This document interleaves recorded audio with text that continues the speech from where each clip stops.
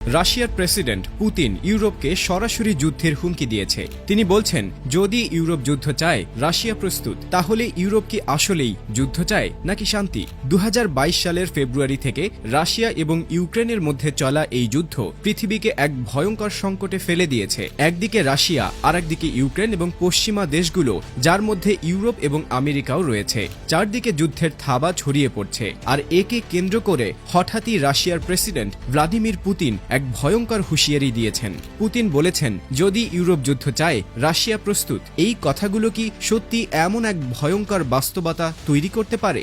এটি আর কোনো সাধারণ বক্তব্য নয়। রাশিয়া আসলেই যুদ্ধ করতে প্রস্তুত। পুতিন ইউরোপকে বলছেন, যদি তারা যুদ্ধ করতে চায়, আমরা তা মেনে নেব না, কিন্তু যদি তারা যুদ্ধ শুরু করে, আমরাও প্রস্তুত। এই বক্তব্যের মাধ্যমে পুতিন ইউরোপকে একটা সোজা বার্তা পাঠাচ্ছেন। রাশিয়া চায় না যুদ্ধ, তবে ইউরোপ যদি যুদ্ধের পথে চলে আসে, তখন রাশিয়া পিছিয়ে যাবে না। তিনি আরও বলেন, যুদ্ধ যদি হয়, তাহলে ইউরোপের শক্তিগুলোর এমন চরম পরাজয় হবে যে শান্তি চুক্তি নিয়ে আলোচনা করার মতো কেউ থাকবে না। এখন পুতিনের এই বক্তব্যে আসলেই কি কোনো শক্তি আছে? ইউরোপ কি যুদ্ধের পথে যাবে? এই প্রশ্নগুলোর উত্তর খোঁজা খুবই জরুরি, কারণ ইউরোপের কোনো এক সিদ্ধান্ত পুরো পৃথিবীকে এক ভয়াবহ বিপদে ফেলতে পারে। যদি আপনি ভাবেন রাশিয়া এই যুদ্ধের জন্য দায়ী, তবে এখানে একটা মজার বিষয় আছে। ইউরোপ, আমেরিকা এবং অন্যান্য পশ্চিমা দেশগুলো ইউক্রেনকে সমর্থন দিয়ে যাচ্ছে, কিন্তু তাদের চাপের কারণে ইউক্রেন আজকে ভয়ানক পরিণতির দিকে ধাবিত হচ্ছে। ইউক্রেনের জনগণ যুদ্ধে সবচেয়ে বেশি ক্ষতিগ্রস্ত হচ্ছে, অথচ ইউরোপ এবং আমেরিকা নিজেদের স্বার্থ হাসিল করতে চাইছে।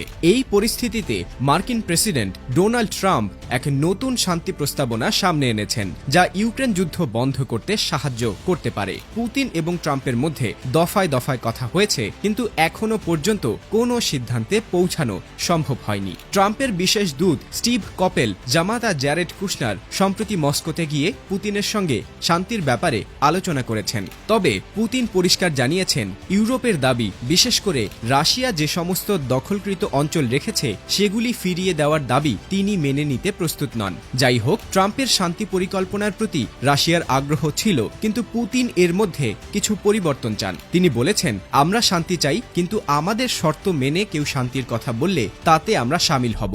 এটা এমন এক বাস্তবতা যে রাশিয়া শান্তি চায়, কিন্তু সেই শান্তি যেন তাদের জন্য লাভজনক হয়। এখন পুতিনের বক্তব্য কেবল মুখের কথায় সীমাবদ্ধ নয়। তিনি ইউক্রেনের বন্দর এবং সেখানকার জাহাজগুলোর ওপর হামলার হুমকি দিয়েছেন। তিনি বলেছেন, এখন থেকে রাশিয়া ইউক্রেনের বন্দরে হামলা করতে পারে, এমনকি যেসব দেশ ইউক্রেনকে সহায়তা করছে তাদের জাহাজও আক্রান্ত হতে পারে। এটা যে শুধু একটা সামরিক হুমকি তা নয়, রাশিয়া সাগরে তাদের শক্তি দেখাতে চাইছে। পুতিন জানিয়ে দিয়েছেন, ইউক্রেনের যুদ্ধে রাশিয়া যে কোনো পরিণতির জন্য প্রস্তুত। এদিকে পুতিনের সাফ কথা, যদি ইউরোপ যুদ্ধের পথে চলে আসে, তাহলে এমন পরাজয় হবে যে তারা শান্তি আলোচনায় বসার মতো কেউই থাকবে না। এই পরিস্থিতি কিন্তু খুবই ভয়াবহ। ইউক্রেনের যুদ্ধ কেবল তাদের দেশের মধ্যে সীমাবদ্ধ না থেকে সেটা পুরো ইউরোপ, এমনকি বিশ্বের জন্য বিপদের কারণ হয়ে দাঁড়াতে পারে। তবে কি সত্যি আরেকটি বিশ্বযুদ্ধে রূপ নেবে? আপনি কি মনে করেন, ইউরোপ যুদ্ধ চায় না শান্তি?